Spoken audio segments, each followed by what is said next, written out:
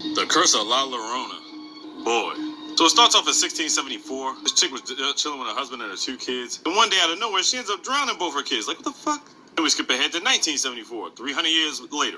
And this chick by the name of Anna, who's got 2 kids, Chris and Samantha.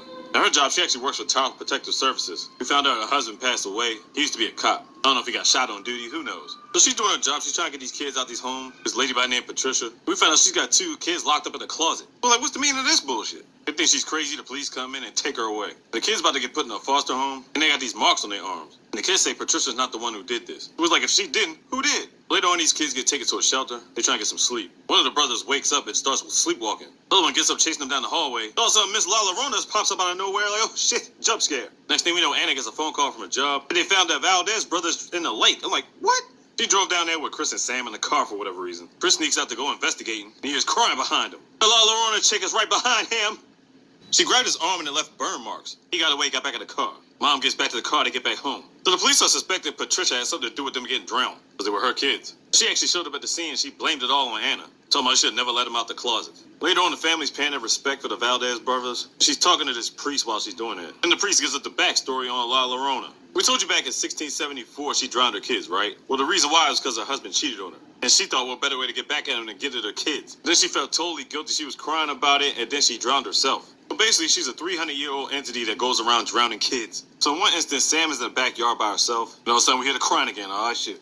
She's got this see-through umbrella. Then she sees La Llorona through the umbrella. And trust me, it's one of those movies that gives a lot of jump scares. She grabbed her by the arm and then let go. I think the burn marks are just her calling card or something, I don't know. Anna comes home and finds Sam hiding in her room. She sees these burn marks on her arm. Sam tells her she fell.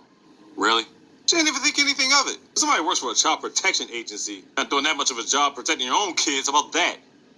We get to a point where they take Patricia in for questioning, and Anna's doing the questioning. Yeah, we know your husband was a cop, but you work for Child Protective Services. That didn't give you privilege to start questioning a murder case. Well, anyway, she's the only person that Patricia will even talk to. And she said she was the one that transferred the curse over to her kids, because she wants her kids back. She prayed for it and all this shit. With all the sympathy she had before, I'm thinking to myself, man, fuck this bitch. Well, I was Anna, obviously. Oh yeah, in between this time, Llorona came to the house. I thought she was only trying to get the kids, but then Anna was able to see her too, so it was like, the fuck? And she took her kids down to the hospital to check out the burn marks, right? The doctor looking up at her like, the fuck she been doing? So the person that works at Child Protective Services, they're now looking at her like the children need protection.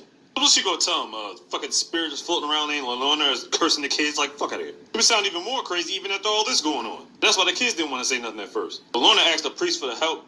For him to get an exorcist, it would take like several weeks. If it wasn't done faster, he had to talk to this guy named Max. He used to be the priest for the church, but not no more. He didn't really expound why. Apparently, he has his methods for getting rid of spirits and ghosts. So they go see what's up with this nigga.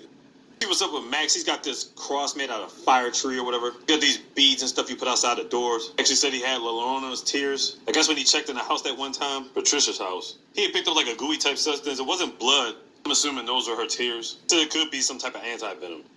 So anyway, the final confrontation. So keep in mind, Llorona's goal is to fucking drown kids. And they have a pool in their backyard. All this mayhem starts happening, half the rituals don't work. He tried to drown Sam in the backyard in the pool. Anna goes after her. Max does some holy water ritual to get her in the pool. The spirit leaves. For now.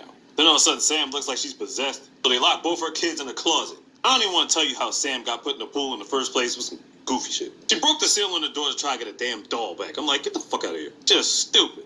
Well, anyway, somebody comes busting in the closet. All of a sudden, Sam ain't possessed no more. I'm like, how's this work? Turns out it's Patricia. Yeah, they had to let her go. They ain't have enough evidence on the case with the Valdez brothers. She's trying to take Anna's kids as her own, sacrifice them to La Llorona so she can get her kids back. But your kids are dead. Like, the fuck out of here.